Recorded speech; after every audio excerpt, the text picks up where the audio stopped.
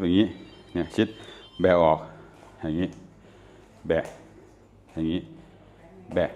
อย่างนี้ใช่ไหมแบะอย่างนี้แบะก็นี้ตรงข้ามกันอย่างนี้นะไปฝึกดูนะเนี่ยนี่ย่อลงไปแบะย่อ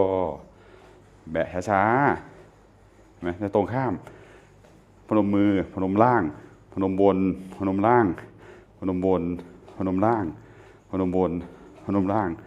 พนมบนพนมล่างพนมบนพนมล่างช้ามันเหนื่อยเหมือนกันนะเนี่ยวันนั้นนาทีหลังจากเราเลิกงานแล้วเราก็มาลองทำดูเนี่ยหอบเลยนะเนี่ยนะลองฝึกดูพนมบนพนมล่างพนมบนพนมล่างช้าๆเนี่ยการฝึกโคดิเนชันของข้อเข่าข้อเท้าข้อสะโพกข้อศอกหัวไหล่ข้อมือเห็นไหม